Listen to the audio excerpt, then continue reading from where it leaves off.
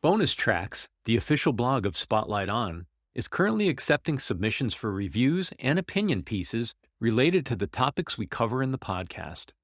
We're looking for engaging, insightful, and well-written articles that offer critical analysis and thoughtful commentary on various aspects of music. To learn more, visit spotlightonpodcast.com and click on Call for Submissions.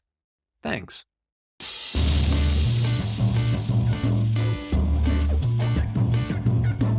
Hello and welcome to Spotlight On, a production of 23 Media Ventures. I'm your host, Lawrence Purrier.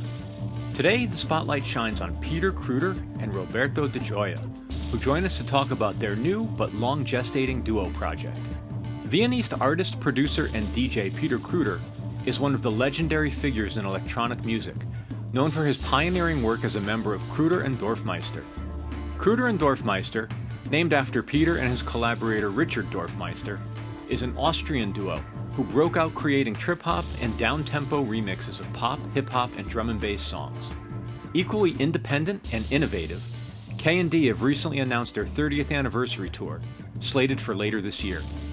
Pianist Roberto Di Gioia was born in Milan and made his name manning the keyboard bench with Klaus Doldinger's Passport. Over the years, Roberto has worked with many American jazz greats, including Art Farmer, Joe Lovano, and Clark Terry. Together, Peter and Roberto fuse electronic, jazz, pop, and dance music into a unique sound deserving of a wide audience. Check out the show notes for a link to a video of their stunning premiere live performance, which took place around the time of this discussion. Despite their pedigrees and accomplishments, Peter and Roberto were relaxed, engaging, and very self-deprecating. Enjoy our talk.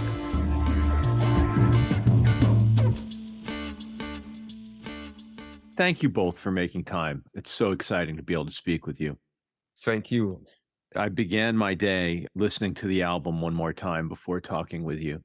It's just it's a beautiful piece of work. And I think the first question I have to ask is, how does one pronounce the album title? Pronouncing is difficult. It was a, how do you say, placeholder for something, for a title to come. So the title hasn't arrived yet somehow. There's no pronunciation. Actually, the reason we had no title, and a few months before the album was released, I wrote an email to Peter, grabbing my biography together and what connects us, what's our story. And since we hadn't an album title, I wrote Peter the 8 lines, the 8 bars, how do you say, 8 Bindestriche. And then Peter called me up weeks later. I have the album title. It's this. That's the story, basically. That was the story. Yeah. It's a good thing for people that you can put your own idea in. And we just played a concert, and then we said, so it says, there's 8 lines, so it's probably 8 letters, and you can think of something yourself. And now people start writing the names that they think would be appropriate as a title for the album.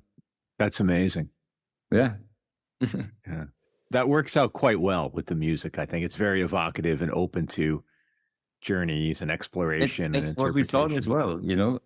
For us, doing what we do anyway, particular fields, we wanted to get away also from what to call this music, because people say, so what is this? Is this neoclassical? Is this ambient?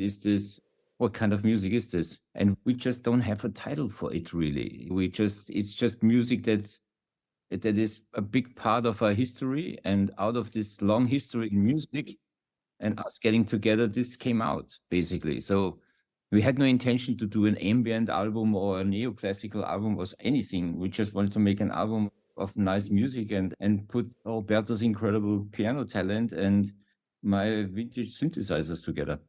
I struggled, actually, when I was reading about the album, and I kept seeing all the references to neoclassical. It didn't resonate for me. No. It felt too limiting.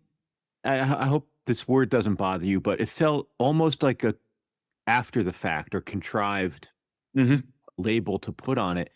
And the part that especially did not resonate for me is when I think of neoclassical music, I think of something maybe less emotional.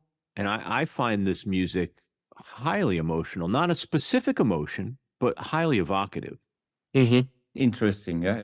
Very good observation. Yeah. Mm-hmm. The person who wrote the whole thing that goes with the record, we had a conversation with him, and the way it turned out, to be honest, I'm not so happy afterwards as well. But it was sometimes in this train, what's happening when you release a record. If you don't change it immediately, it just gets stuck and it goes along on the ride with you, you know? And I had the feeling in the beginning that it was not quite on point, and I should have said something, yeah. Well, I'm sorry to raise a. No. It's it's you always learn with those things. Well, on the other side, I got to know the project more when we did it live last week. Really, even early when we rehearsed it, and it was clear to us ourselves what this music is for us. And because the making is so quick, and we did it like 5 years ago, we had ideas, we didn't talk about it. There was no initial concept. We said we have to do this and this with a little this and this, which happens a lot in music these days. Or I have friends, musicians, they plan their music, and we didn't plan it. We did it and we let it rest for like really 4 or 5 years. Actually, while rehearsing in the last couple of weeks, we really discovered what the music is to us, and it turns out to be very different to the record. I mean, the record is like one thing, and when we do it live, it's even more, and it's richer. It's it presents more colors even to ourselves, so that we get ideas for next albums and whatever. So in this stadium, to get the point, when the text was written, it was also somehow too early for ourselves too, you know. Yeah, that's interesting. Maybe, yeah. Because it didn't even span the whole. It was too specific to talk about the record from this perspective. Yeah, true, very true. You know what's interesting about that? So now that's the second element of this album. The first being the title, whose definition or what it encompasses seems to change with time or be more able to be undefined, right? Like you have this idea of what title's not available yet, but the album's already out. And the description of the album is evolving, but it's already out in the world. There's something there, the dynamicism in that is, I don't know, there's something very interesting to unravel there. I'm curious about the live presentation. Could you talk to me a little bit about that? You brought it up. I was going to get there later, but what are you doing live? How are you presenting this music? We had many questions. So how do we do it? How do we, and we started off, I gave Peter like sketches of how I would play Rache, which is short abbreviation for Rachmaninoff. So it has nothing to do with revenge or anyway. So I gave him snippets, and then in order that Peter could work on it. But somehow nothing came back, and I didn't grab anything.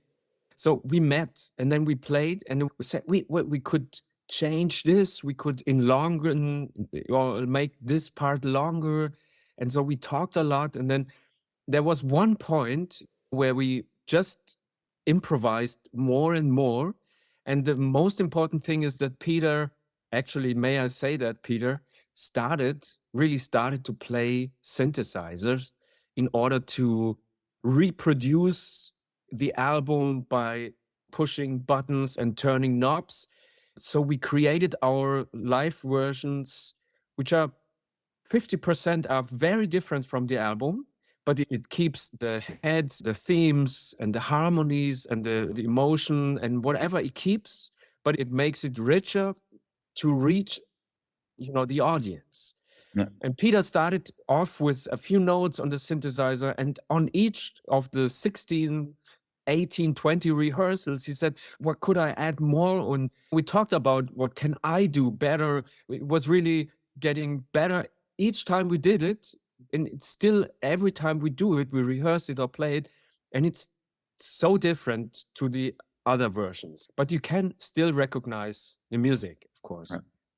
And it was for me, it was an extreme challenge, because in the beginning I wanted to do more like we do the K&D shows, where I play stems from the computer and then manipulate those stems and work with those stems.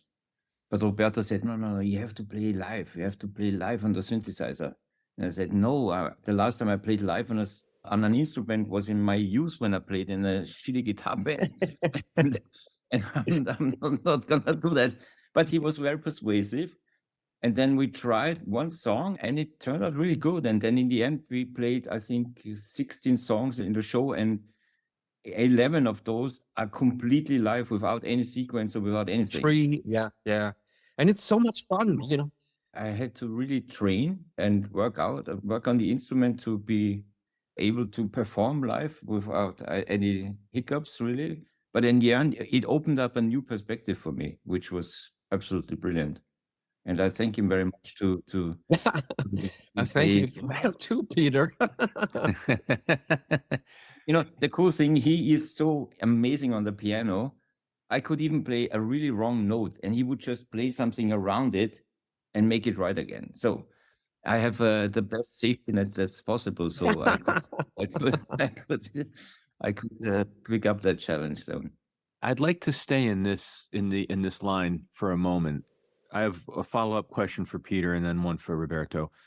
Peter, I wonder, as part of you coming around to playing live on the synthesizers and the process you just described, the outcome you just described, how much of what you had to contend with was the idea of playing an instrument live again and the confidence building in that, and how much of it was a technical challenge in terms of how to present the music using your gear? Yeah. Could you talk about that a little bit? Yeah, no, the thing is that basically the way we work together, I'm a complete sound fetishist. So my synthesizers have full with great sounds, programmed, and I love to do that. And of course, I play when I record myself, I play in the studio. So to make it into one song without any other help, that is a challenge. And so I had to really learn that.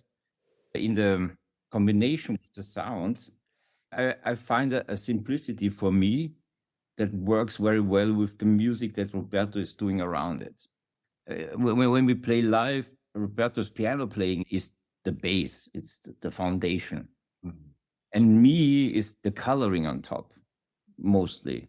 And it's a really good combination, because my simplicity works very good with his complexity. It makes a very good relationship in what comes out to the people. Does that resonate for you, Roberto? Does that? Yeah. It's interesting because there are so many aspects of of Peter and I, we have a blind and understanding in life. We resonate exactly. We know each other since 16 years and really are very good friends, and even more, you know, and so to me, music is not complicated or simple, you know. We just give the music what it needs. So we are really servants to the music. I can play very simple and very reduced at what I do with these songs, but there are songs they need, especially if you have, you know, a huge place, a hall, where 20 or 30, 40 meters in the back, there's someone sitting, and you cannot just, you have to reach them too, and you have to fight. So I'm fighting on stage, you know, and I'm never happy with myself, of course, but on the other hand, I see the whole thing, and I don't see my playing at all. I always look at us and the music, what needs the music. So I listen more to myself and Peter than to myself and say, well, I'm playing, you know, that's a problem when I listen to interesting music or guys who really can play good, you know, they like them to play good. They enjoy, and you can feel how they enjoy themselves playing good. Like posing, showing off. And I hate that, you know, I don't, because I don't want to use the music to be a hipper person or, you know, I hate that. So therefore, it's very good for me that I listen more to Peter when I'm playing than to my playing. So when Peter plays a note, whatever, or sounds, and he plays it so strong and meaningful, I only have the chance to play right notes to it. And maybe he's the same way, when he listens to my shitty playing, he plays whatever, fits to my shitty playing, of course, Well, what's interesting to me, and then this relates to the follow-up I wanted to ask you, Roberto, a lot of what you've said in the last few minutes strike me as being very consistent with someone who comes from a jazz tradition. So the idea that when Peter mentioned he can play a wrong note or a bad note and you can make it good with what you play around it, I think of that as almost stereotypically what a jazz player does in an ensemble. This notion that there's no wrong notes, just you can contextualize it and find the beauty to make the dissonance sound good. But also the way you talked about the way you prepared for the live presentation, that also when you were speaking, it reminded me of how a jazz ensemble might take a standard and have the melody or the theme just serve as the jumping off point and maybe solo around that and come back to it. Do you have exactly. The quintessential notion of that to me is like my favorite things, right? You can start with that melody and then all of a sudden it's 20 minutes later. Yeah. And it was a real kitschy, corny song from a musical, and Coltrane took it, and from this moment on, he gave this really overground melody, it became instantly a standard for deep music, and with Alvin playing this incredible triplet rhythm over it, and it's really striking how you can turn a simple melody into something deep or vice versa. It's all a matter of of a point of view. And since I'm a jazz player originally, and I played in my 20s with a lot of Woody Shaw, Art Farmer, and so I know how to treat a melody and give a melody a different color, different meaning. So it's easy with this music. For me, it's easy with any kind of melody to make something which is different each time and is a challenge for ourselves, for our playing. Yeah. Peter, there's something that's emerged in a lot of the conversations I've had with artists, especially European artists, over the last several months. Let's call it last year in particular, which is many more electronic-oriented artists are playing either in jazz contexts or with jazz players. Like those worlds seem to be much more combining. That seems to be accelerating. And again, especially in Europe. And I wonder, do you go looking for collaborators of different musical backgrounds? And whether you do or not, how important is it to have a collaborator who comes maybe from a slightly different musical tradition or context? What does that do for you? Myself, honestly, I need a personal connection to somebody to make music with him. Okay, him or her. Okay, so I could not use the internet, what so many people do, and write somebody that I like the music and say, hey, it's great, you want to play on that track. I cannot do that. I need to sit with somebody in the studio and feel the moment, feel the air, feel the day, feel the moon, and all of this. And the other thing is the comeback of jazz in music, or in popular music, it's like the whole 90s revival that is going on. Music is so much changing at the moment, and also the aspects of music is so much changing, and this totally reminds me of the early 90s. Just what's happening in music now totally reminds me of that status quo of the early 90s, where we came out of the 80s and there was one sound, and then techno started and breakbeat started and acid jazz, and they all looked to jazz for inspiration. Look at Detroit techno in the early 90s. They were totally jazz influenced, all of those. Us as well. You had this everywhere. And this went away in the 2000s and for the last, say, 15 years or even longer. And now there's a lot more players again, a lot more people buy instruments again, because there was a period where everybody wants to be a DJ or a producer. Now they sell more guitars than ever. They sell more keyboards than ever. It's a very interesting shift in time, I think. And I think that's why you probably have that impression at the moment, that there's a change and there's a new awareness of that. And of course, if I'm not a really good player, I look for somebody who is a really good player, and mostly jazz players are really good players. So Yeah.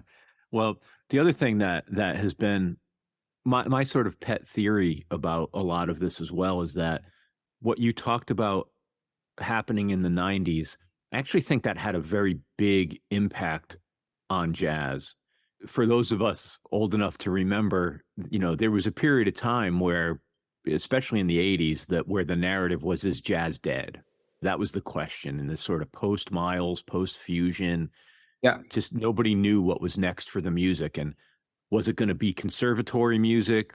And was it going to be the men in the suits on the bandstand? Or was it going to find a way to stay, relevant and ever changing? And I think that's really happened in the last 10 or 15 years. Like the idea that jazz finally has learned to embrace again modern, contemporary, become more future looking.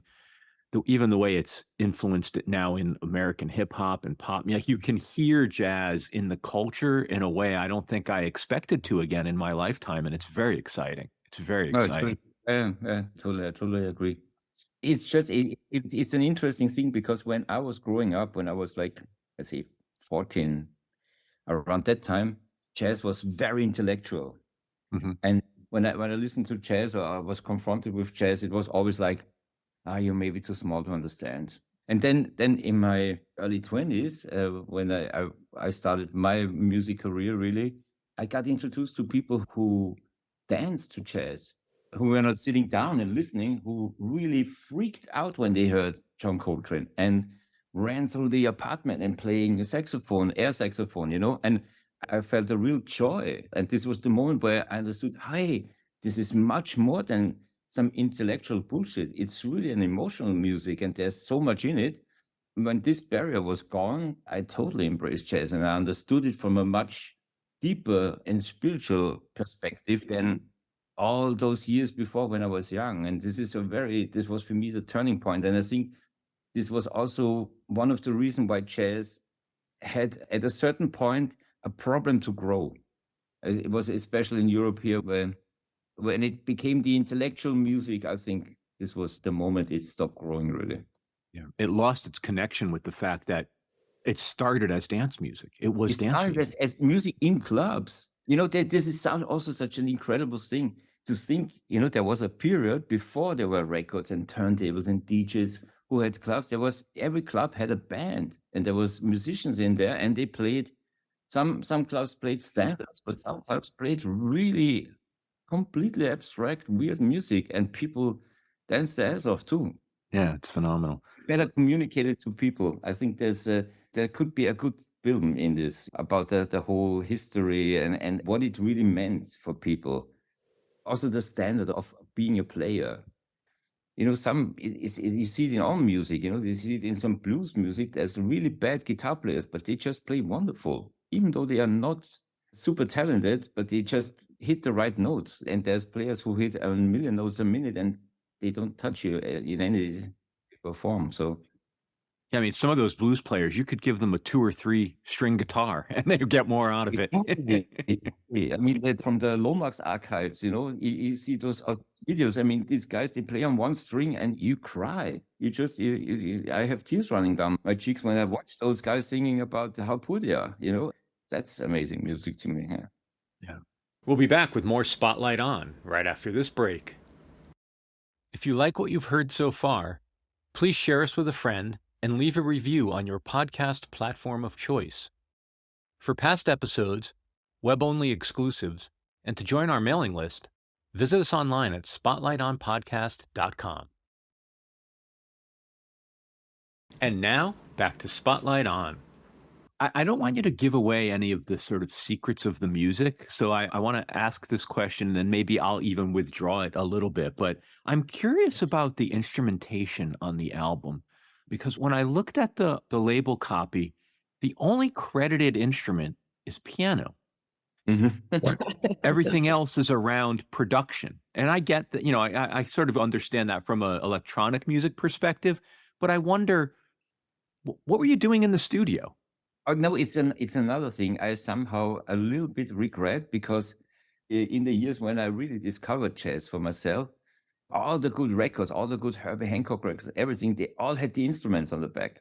That's how I learned why those sounds are like those sounds. You need to have a ARP 2500 or 2600 to do this, and you need a Moog for that. And the thing is, we should have really made a small list on the end, or at least say thank you to those instruments, or do something like that. But we should do it on the next time. Yeah. No, but what we did is, I'm fortunate to have started collecting synthesizers a long time ago, when they were still not as crazy as it is now, as the crazy prices you pay now. And since then, I have a very nice collection of really beautiful instruments. And when we were working, we basically just jumped from one instrument to the other. Some songs started like Clock Tick Tock started when Roberto picked the string on the piano, tock, tock, tock, tock, and I recorded that and looped that, and that was the bass for one song. But then another song is just I play a note on the ARP that makes and we create it's creating a path where a song can then be built on or developed on. Basically on Jupiter 8, ARP Odyssey, ARP 2600, Jupiter 4, oder? Jupiter 4. Juno 60, Moog, Model D. Those flagships, the old guys. VSC3 we used. You had the old Roland Junos. Those, it's unbelievable what those are selling for now. It's like crazy. It's crazy. I bought mine. The thing is, I bought my Jupiter 8 for 3,000 euros. This costs now almost 50,000 euros. It's absolutely insane. Yeah. It's insane. It's really insane. And the problem is, it's like the same thing like with the guitars. There's only a limited amount of synthesizers made. The Jupiter 8, they only made 2,500 instruments. So even though it's a very famous synthesizer, it was not in a big production because it was super expensive back then to buy it. I think with 2,000 or 3,000 pieces, you can have all the rich musicians in the world, and then they stop doing them. That's really interesting. I hadn't thought about that. My perception was they were in everybody's house, or everybody who wanted one. Yeah, but that was the advent of like the MIDI studio. So you'd go to the studio and it would all be there. You didn't have it at. I think they sold. I'm not sure, but they sold a couple of 100,000 of DX7s, the rather terrible digital keyboard from the 80s that everybody wanted, and that was the starting point where everybody got rid of their analog, of the great analog synthesizers that everybody pays now a fortune to get then. But I was lucky because I started pretty early with collecting those things, and also the equipment for my studio. They basically always, when I made money, I bought a piece for the studio, and I do this till today. Roberto, what do you play in the studio? Is it an acoustic piano? Like, do you play any synthesizers? And what did you primarily play on this record? Upright piano from Peter, but with the white damper, so that cut off the highs, and it's very dry, mellow sound. Yeah, this is basically practice mode for houses with several flats on top and underneath and next, so that they don't hear. It was made to reduce the noise you produce, and this is the white thing which the hammer hits the string, and in between there is this white piece of cloth. Instead of bing, it goes, So, and that we put on every note. Every note. It was so that the sound was very mellow and more emotional, and not. I hate loud piano playing. Like really. I mean, for classical music, it's great. You know, when Horowitz goes in there, it's great. It's an explosion and it's emotional. But this should be very quiet and intimate. But it's also really interesting that we did this more out of a feeling, just because the sound is more mellow and sounded better in the room when we were it doing sounded better in the room. And the thing is, it also left a lot of space for the top end, for the synthesizers. Yeah. Which is beautiful, you know. So the synthesizers can shine more on top of it, because a piano has so much overtones that it's really hard when the piano is in front as a solo instrument, so to say. It's really hard to put things around it, because with a normal piano, if you look at the frequency spectrum, it captures so much space in it. It's really difficult. Yeah. To answer your question, Lawrence, is I played mostly piano and Peter mostly synthesizers. Of course, at some point we switched, and when it became complicated, Roberto, of course, played the synthesizer, and we picked the sounds, and it never became complicated. It's also a really nice thing, because it's a pure joy for me to sit in front of a synthesizer and just program sounds for hours on end. I can do this forever. And then I play them, and I have my way of playing them. Mm-hmm. Then I introduce the sound to Roberto, and he plays it completely different, which is amazing, which gives the sound a completely different perspective and a different life. And it's beautiful. That's really beautiful. And other way around, you know, when I listen to Peter playing this one note, and there's so much concentration in this note, and I hear with Peter's ears, because of course I would play and every individual is every different individual. So when Peter plays it, you can hear things that I don't hear when I play the synthesizer. It's really funny. It's like the time stands still when he plays a note and he fumbles around and he's not there. Then no, it's not there, and I don't understand it. It's the same when Peter asked me play something and I change something. He doesn't understand it. You know, I wait.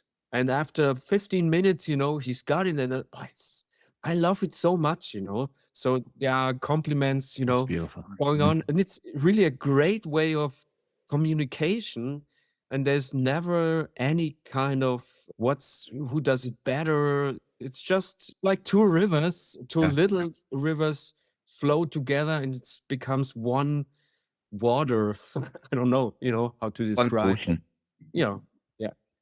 Could you tell me what, if any, role humor plays in your music generally? And I think maybe I would love to know what both of you have to say about it. But my perception is there's a little devil inside of Peter in particular. No, we both laugh all the time, which is, I mean, for me, I don't work with people that have no sense of humor. I cannot stand, because in the studio, you're so close together all the time, and it's so intimate, and you need to have fun. You need to have fun. And I see that you're a little bit of a David Bowie fan like myself. And I see behind your head, this is the Duffy print up there. Yeah. And the thing was, like, for instance, David Bowie, when he did Heroes with Brian Eno, they were laughing all the time, because they had put on these two personalities of two British actors, and they were talking like that all the time, and they just were crawling on the floor laughing.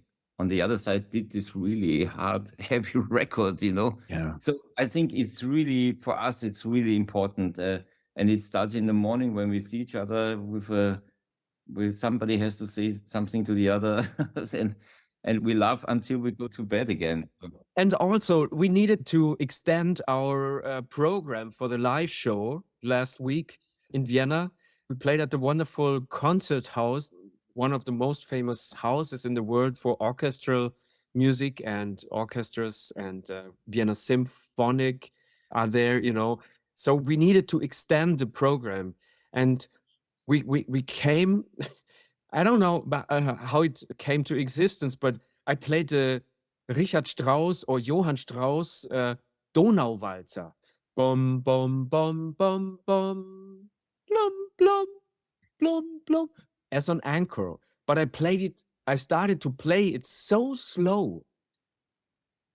Bum bum And Peter, we laughed our asses off on every rehearsal. And Peter made with a Pink Floyd BCS3 noises to it. So that was an encore which really was crying, it was laughing. The music was laughing. It's as soon as and the people recognized it. And a few on the third note, and then since it was so slow, people said on the fifth note, I knew what you were doing, and we laughed. And so you heard different sections of the audience, and then laughing, as they realized it. Was almost 10 minutes because one chorus was really 7 minutes. And when he first played it in the studio, I fell off the chair because I thought it was so funny to do. This is the slowest version ever. You cannot get more in Vienna. You cannot get more traditional than and so soft and it has such a deepness. Yeah. Everyone in the audience knew what note was coming next, but then to hold back the next note to a really heavy extension was good, I think. It was real fun. We have it on video, on tape, or we filmed everything. Comes out. I hope you will put that up on YouTube or release it somewhere. We will. We're cutting it now, and once it's finished, we put it up. It was great. It was really, really good. Peter, what role or what influence does being a trained barber play in your music? The thing is, as a barber, it's very important to have the end result in your head, because when you cut hair, it has a system. And you need a system. You also need a little bit of a system in music to finish something, I would say. Because when I was a barber, I was always looking at people and also feeling what they need. And it's pretty much the same with music. I always feel what the music needs. For us, this was one of the main things when we worked together. The songs always told us exactly where they want to go. And as soon as we did too much, the songs told us that's too much. And if it was not enough, the songs told us, you need to work on it a little bit more. There's not much talking while we work, before and after, about anything in life, but we don't talk about music. Maybe an idea. We couldn't need a distortion on the voice, but that's it. And there's not, hey, we need blah, blah, blah, blah, blah. So it's really a quiet process. For instance, when we did Falling, the first song of the album, you hear this piano that goes dun, dun, dun, dun, dun, the chromatic glissando thing. And when we were playing the chords, so Roberto was playing the chords, recorded the chords, I said to him during he was playing, we need something that falls down. It should be something like somebody stumbling. Can you do something like that? And he did this. And this is the great thing about us, or about him especially. I can talk to him while he's playing. I have an idea, and I say, oh, can you do something like somebody stumbling? And he can immediately stumble on the piano. No, and this is the way we work, which is incredible. Since we had these wonderful experiences, I want Roberto to live in my computer when I compose on my own, so I can just tell him what to do. But unfortunately, well, that might be coming. I think some of the technological. Be careful what you ask for. It's really around the corner. I'm gonna AI myself a little Roberto in my computer. Yeah, exactly. The last question I wanted to ask you about. Well, first of all, before I ask the question, I wanted to say one of the tracks that stood out for me so profoundly was "Lonely Jupiter." Mm-hmm. And it was only after I listened to the music for the first time, and then I read about it. I thought it was important to hear it without context. But the idea that it was somehow evocative of the Rutger Hauer monologue in Blade Runner. Then going back and listening to it again, oh my God. I had just recently rewatched Blade Runner. My 18-year-old son wanted to see it. We just watched it like 2 weeks ago. And that scene, I forget about it every time. And then it sneaks up on me in the movie because it's just tender and powerful. It's probably in my top 3 movies. And for me, the amazing thing is I probably saw this film close to 100 times, I think, over my, because I have it on every format. I have it on video cassette, I had it on DVD, on Blu-ray, in this extended version, this super, and it's always new for me. I always watch it, and it always looks like I watched it the first time. This is a movie that never gets old for me. Never. The opening shot, everything, the music, the lightning, all the actors. It's such a great movie. Yeah. It's interesting that some works of art do that. Dark Side of the Moon does that for me as well. I've listened to that album, I venture to think, thousands of times in my life, and on vinyl, on CD, on cassette, and on the 30th anniversary edition and the 40th anniversary. I mean, if you put out a version of Dark Side of the Moon, I'm going to buy it. And I can listen to it now and hear something, even despite knowing where every note and every lick is, that there's just something so profound about some works. Peter, remember when we were in the Abbey Road studios 12, 14 years ago, mastering an album, what we produced, and in one room we heard Pink Floyd, the album, and it was the original reel in the Abbey Road being transferred to whatever format. And we stepped into this room occasionally, just by accident, with our mastering engineer. Our hearts stood still. Sorry to interrupt, Lawrence, but I have to tell you this.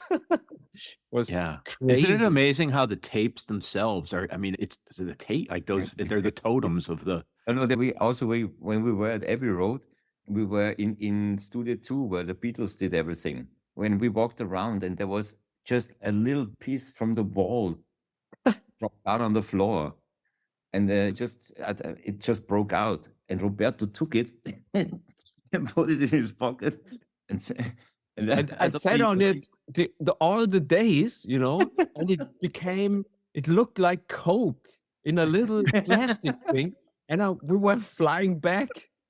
And I almost got arrested and said, this is some piece of wall from Abbey Road Studio 2. Yeah, of course. Of course. It's of course, my friend. It's from Abbey Road, sure. You know what? Maybe if you snort it, some of the Abbey Road magic will. Oh, a little bit of trick coming out there. All right, my last thing for you. I saw this referenced as the debut album between the two of you. Does that imply there's more? There's certainly more. As Roberto said before, for the live show, we were supposed to play at least 90 minutes. And the record is only like 42 or 43 minutes long. So we already had to do for the live show another extra 45 minutes. And we did a couple of really nice songs already for that. And it was just in the period of the preparation for the concert that we did this new song. So there's definitely going to be another record. That's for sure.